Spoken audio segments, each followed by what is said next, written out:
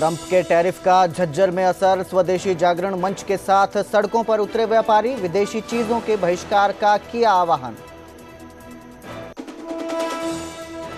इस महीने जमकर बरसेंगे बादल, मौसम विभाग ने जारी किया अलर्ट। चंडीगढ़ समेत पंजाब हरियाणा के कई जिलों में 3 से 4 दिन लगातार बारिश का अनुमान। टांडा के अब्दुल्लापुर गांव में बाढ़ जैसे हालात, गांव में ब्यास नदी का पानी कमर तक भरा, ट्रैक्टर ट्रॉली की मदद से लोगों का रेस्क्यू। जम्मू कश्मीर के डोडा में निकाली गई भव्य तिरंगा यात्रा, 1508 मीटर लंबे तिरंगे के साथ यात्रा कर बढ़ाया देश का गौरव, देशभक्ति के नारों की गूंज।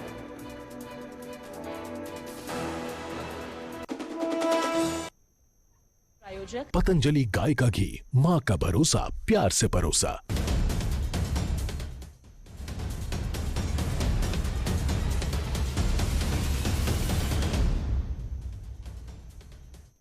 नमस्कार, स्वागत है न्यूज 18 पंजाब हरियाणा में। मैं आपके साथ कुलदीप भारद्वाज। हरियाणा प्राइम की शुरुआत करेंगे रोहतक से, जहां पुलिस और बदमाशों के बीच एनकाउंटर हुआ। बीती रात पुलिस बदमाशों के साथ मुठभेड़ हो गई। एनकाउंटर में 3 बदमाश घायल हुए, पीजीआई में भर्ती हैं। वारदात के इरादे से बाइक पर ये बदमाश जा रहे थे। पुलिस ने रोकने का इशारा किया तो बदमाशों ने फायरिंग कर दी। जवाबी कार्रवाई में तीनों बदमाशों को गोली लगी है। रोहतक में व्यापारी लूट में शामिल होने की आशंका है, तो ये एनकाउंटर हुआ रोहतक में। पुलिस और बदमाशों के बीच एनकाउंटर हुआ, जिसके बाद तीनों जो बदमाश है उन्हें गोली लगी है। इलाज के लिए भर्ती किया गया है। आशंका है कि ये रोहतक में व्यापारी लूट में शामिल हो सकते हैं। किसी वारदात को अंजाम देने के इरादे से तीनों बदमाश बाइक पे जा रहे थे। पुलिस ने रोका तो पुलिस पर फायरिंग कर दी, जिसके बाद पुलिस ने भी जवाबी कार्रवाई में गोलीबारी की और इस गोलीबारी में तीनों बदमाशों को गोली लगी है। गोली लगने के बाद उनको इलाज के लिए भर्ती किया गया है, पीजीआई में भर्ती हैं। तो आशंका ये भी है कि ये जो बदमाश हैं ये रोहतक व्यापारी लूट में शामिल हो सकते हैं। इसके साथ ही ये कहाँ वारदात को अंजाम देने जा रहे थे, किस इरादे से रात को निकले थे, ये अभी साफ नहीं है, जिसके लिए इनसे पूछताछ की जाएगी। फिलहाल तीनों बदमाश घायल हैं, इलाज चल रहा है, पीजीआई में भर्ती है। तो देर रात बदमाशों से मुठभेड़ हुई, एनकाउंटर हुआ पुलिस का, जिसमें 3 बदमाश घायल हुए हैं, गोली लगी है और इलाज चल रहा है। ये कहाँ जा रहे थे, किस वारदात को अंजाम देने की फिराक में थे, इसको लेकर जांच की जा रही है, इनसे पूछताछ की जाएगी। लेकिन फिलहाल जो बदमाश हैं वो पीजीआई में भर्ती है।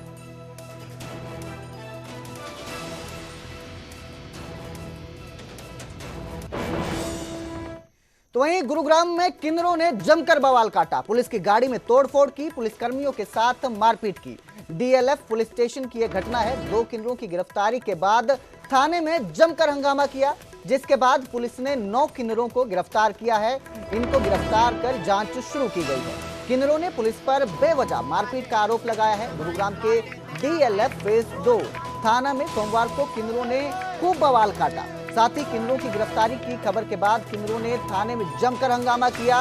उन्होंने पुलिस की गाड़ी में तोड़फोड़ की और पुलिस के जवानों के साथ मारपीट की। दरअसल गुरुग्राम पुलिस के जवान रविवार की रात एमजी रोड पर गश्त कर रहे थे। आरोप है कि उसी दौरान एमजी रोड पर कुछ किन्नर खड़े थे जो आते जाते लोगों की तरफ अश्लील इशारे कर रहे थे। जब पुलिस ने उन्हें वहां से हटने के लिए कहा तो वो पुलिस से भिड़ गए। पुलिस की एक बाइक और पीसीआर गाड़ी की तोड़फोड़ कर दी, जिसके बाद पुलिस ने 2 किन्नरों को गिरफ्तार कर लिया। इसके बाद सारा बवाल शुरू हुआ। जो किन्नर हैं वो थाने पहुंच गए और वहां जमकर हंगामा शुरू कर दिया, जिसके बाद पुलिस ने 9 किन्नरों को गिरफ्तार किया है। ये किन्नर लगातार गुरुग्राम पुलिस पर आरोप लगा रहे थे कि उन्हें पुलिस बेवजह परेशान कर रही थी, इसीलिए उन्होंने हंगामा किया।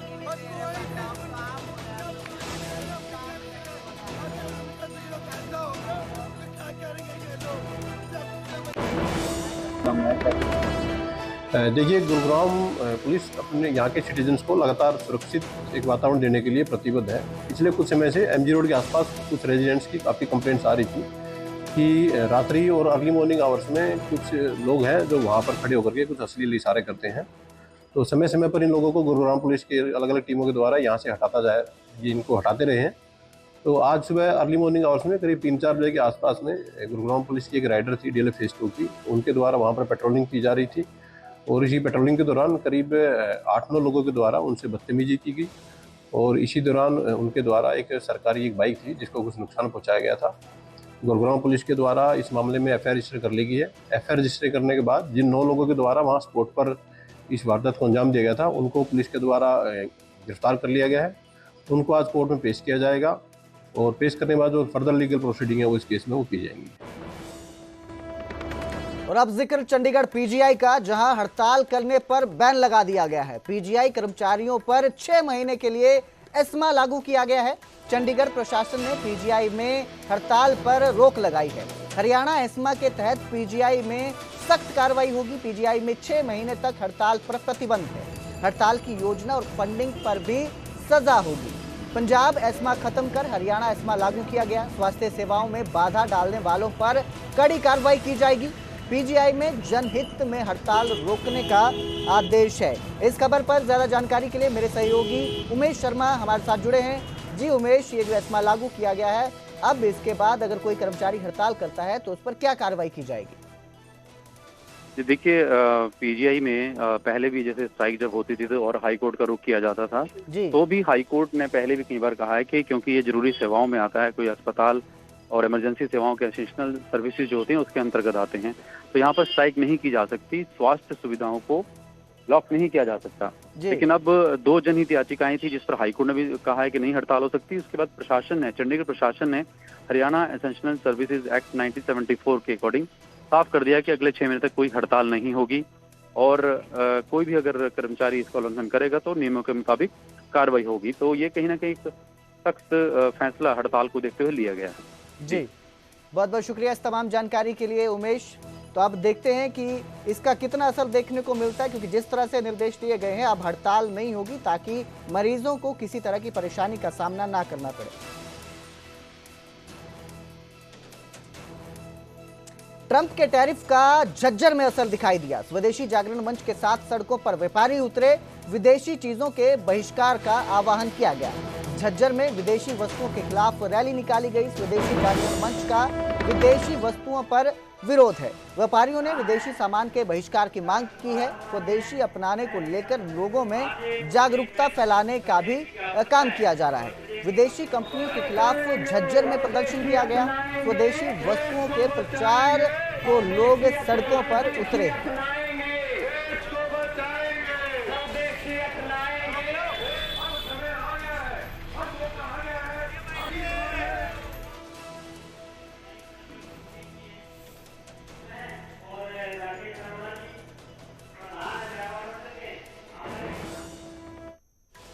तो वहीं गुरुग्राम में एड्स जागरूकता अभियान शुरू किया गया है। स्वास्थ्य मंत्री आलती राव ने गुरुग्राम से इसकी शुरुआत की है। महीने भर चलने वाले अभियान की शुरुआत हो चुकी है। गुरुग्राम के सेक्टर 14 स्थित कॉलेज में कार्यक्रम था। हरियाणा में एड्स के करीब 7000 मामले हैं। तो अब इसकी शुरुआत की गई है ताकि लोगों को जागरूक किया जा सके, एड्स के प्रति लोगों को सचेत किया जा सके।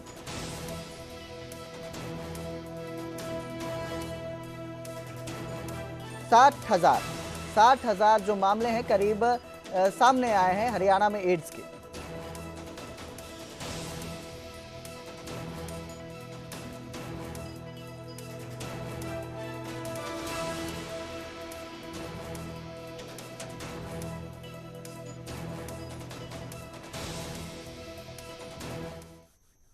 मॉनसून पर मौसम विभाग का अलर्ट है। इस महीने जमकर बादल बरसेंगे।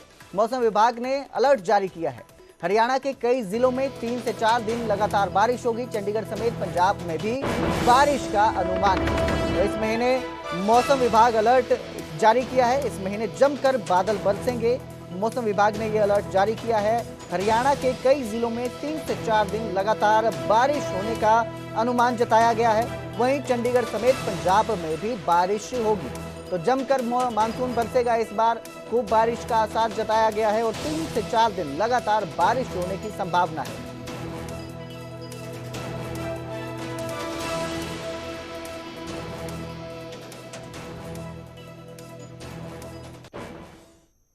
चंडीगढ़ के सुखना लेक पर लोग मौसम का लुत्फ उठाते नजर आ रहे हैं। कई लोग हरियाणा से अपने परिवार के साथ पहुंचे हैं, तो कई टूरिस्ट बारिश में ही सुखना लेक घूमते दिखाई दे रहे हैं। सुखना लेक का जलस्तर बढ़ता नजर आ रहा है। अगर इसी तरह बरसात होती रही और पहाड़ों से आता पानी लगातार इसी तरह आता रहा तो फ्लड गेट दोबारा से खोले जा सकते हैं। इस बारे में विस्तार से बता रहे हैं न्यूज़ 18 के संवाददाता मनोज राठी। मौसम विभाग लगातार जानकारी दे रहा है, ऑरेंज अलर्ट की गल कर रहा है। आने वाले 3 तो 4 चंडीगढ़ समेत पंजाब हरियाणा में मौसम लगातार सुहावना नजर आ रहा है। मौसम विभाग की माने तो आने वाले 4 से 5 दिन इसी तरह मौसम सुहावना रहेगा। कई जिलों में, हरियाणा के, पंजाब के कई जिलों में हैवी रेनफॉल भी होगी। अभी हम मौजूद हैं चंडीगढ़ की सुखना लेक पर, जहां पर रुक रुक कर बरसात हो रही है। देर रात से ही बरसात हो रही है।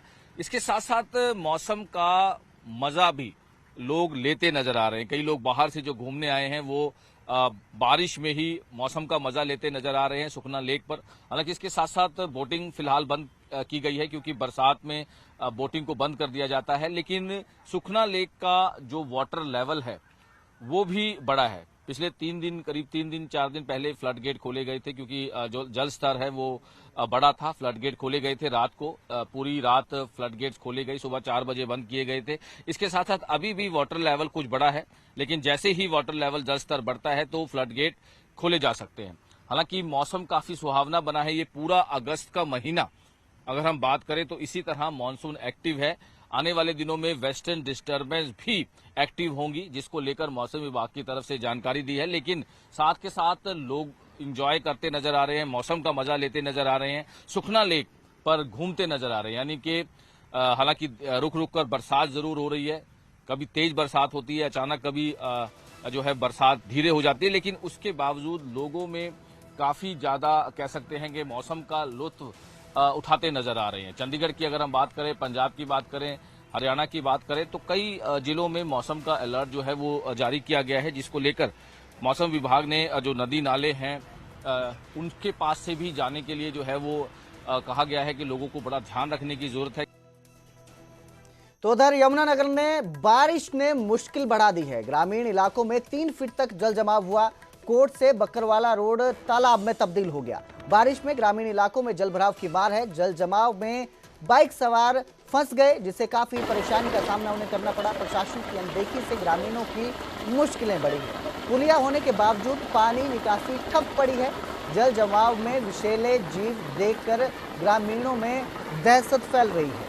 तो ये जल जमाव की स्थिति से लोग परेशान हैं। यमुनानगर में बारिश ने मुश्किलों को बढ़ा दिया है। कई जगह पर तो 3 फीट तक पानी देखने को मिल रहा है। वहीं कोट से बकरवाला रोड तालाब में बदल चुका है। ग्रामीण इलाकों में जल भराव की मार देखने को मिल रही है। इसी दौरान बाइक सवार भी जल जमाव में फंसे नजर आए, जिन्होंने उनकी परेशानी को बढ़ा दिया है। इस जल जमाव ने प्रशासन की अनदेखी से ग्रामीणों की मुश्किलें बढ़ रही हैं और निकासी जो है वो ठप पड़ी है पानी की।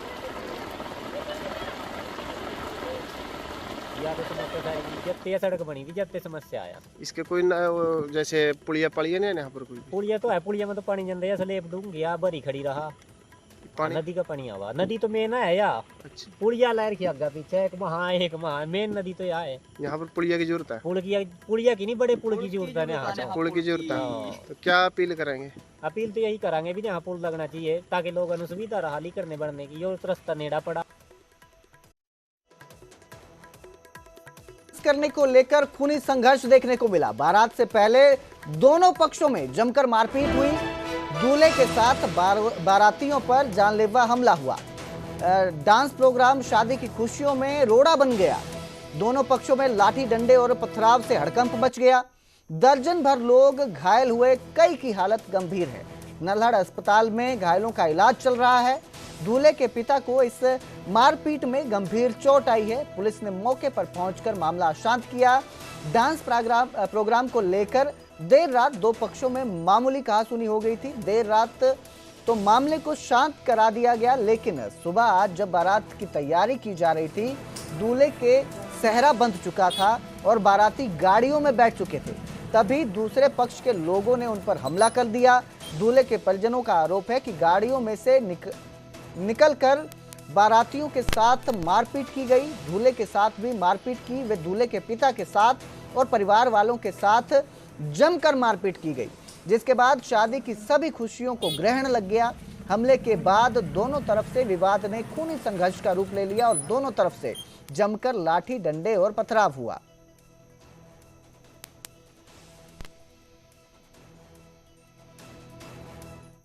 तो वहीं हिसार एग्रीकल्चर यूनिवर्सिटी में बड़ा हादसा हुआ। कृषि विश्वविद्यालय में हादसे में एक कर्मचारी की मौत हो गई। बीज फार्म का छज्जा गिरने से कर्मचारी की मौत हुई। इमारत की मरम्मत के दौरान यह हादसा हुआ। घायलों को अस्पताल में ले जाया गया, लेकिन अस्पताल प्रबंधन पर गंभीर आरोप लगे हैं। पुलिस को सूचना देने से मना किया गया। तो हिसार एग्रीकल्चर यूनिवर्सिटी का यह मामला है, जहां छज्जा गिरने से एक कर्मचारी की जान चली गई। अस्पताल ले जाया गया, लेकिन बचाया नहीं जा सका, उसकी मौत हो गई। इमारत की मरम्मत चल रही थी, इसी दौरान ये हादसा हुआ। परिजनों ने अस्पताल प्रबंधन पर भी गंभीर आरोप लगाए हैं और पुलिस को सूचना देने से इनकार किया है।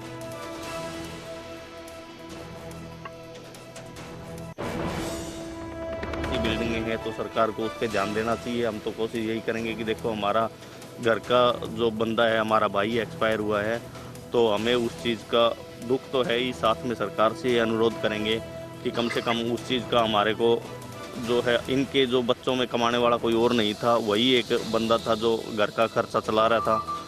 तो हमारे जो है इसके लड़का है और घर में जो परिजन है उनको कोई जॉब मिले या जो भी घर के खर्चे के लिए हमारे कुछ अनुदान वगैरह हो, सरकार से कोशिश यही करेंगे हम। और यह भी कहेंगे कि जो बिल्डिंगें हैं, आज हमारा हुआ है, कल किसी और का भी चलते फिरते कोई और भी हो सकता है कि ऐसा घटना दोबारा हो, तो उनसे अनुरोध करेंगे कि उन बिल्डिंगों को कृपया करके तोड़वाया जाए या तो ठीक करवाया जाए उनको। रोहतक में टोल प्लाजा पर भारी हंगामा देखने को मिला। रोहतक जींद रोड चांदी टोल पर फिर हंगामा हुआ। 17 गांव के लोगों ने टोल बैरियर हटवाया। टोल फ्री की मांग पर ग्रामीण धरने पर बैठ गए। आसपास के गांवों का टोल फ्री करने की मांग है। खेतों के रास्ते पर टोल वसूली से ग्रामीण नाराज हैं। चांदी टोल पर टोल कर्मचारियों की मनमानी जारी है। किसान नेता भी चांदी टोल पर पहुंचे। 20 किलोमीटर दायरे में टोल फ्री की मांग की गई। रोजाना चांदी टोल पर विवाद हो रहा है। टोल वसूली को लेकर ग्रामीणों का गुस्सा बढ़ चुका है, जिसके बाद यह हंगामा किया गया। रोहतक जींद रोड चांदी टोल पर फिर हंगामा हुआ। 17 गांव के लोगों ने बैरियर हटवा दिया। टोल बैरियर हटवाया गया। ये टोल है, इसका एक अलग नियम लगा हमारे को। तो पूरे हरियाणा से कह लो या पूरे भारत से कह लो, जहाँ जहाँ भी टोल है उनका एक क्राइटेरिया है। और वहाँ पर 10 या 15 गांव, जितना जो किलोमीटर की जो एरियाज है, उसको देखो, मेरे को पता नहीं कितना क्या नियम है, उनके फ्री होते हैं। या चांदी गांव और इंद्रगढ़ गांव में के नाम से ये टोल है, जस्ट 1.5 किलोमीटर दूर है।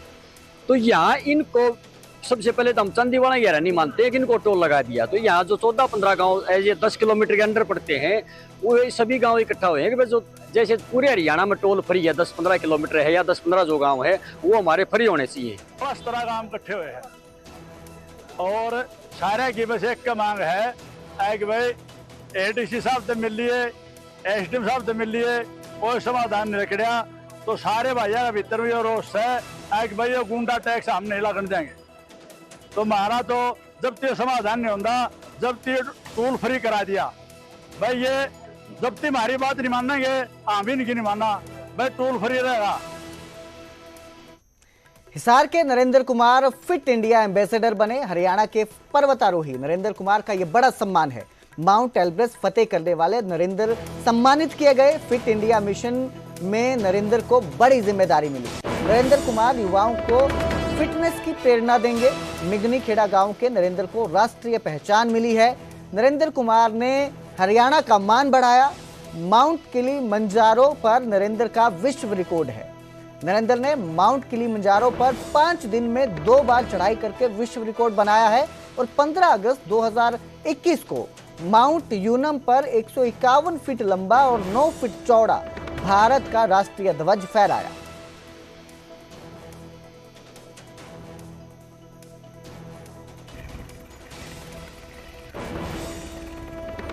हरियाणा प्राइम में फिलहाल इतना ही। बाकी की खबरों के लिए देखते रहिए न्यूज़ 18 पंजाब हरियाणा।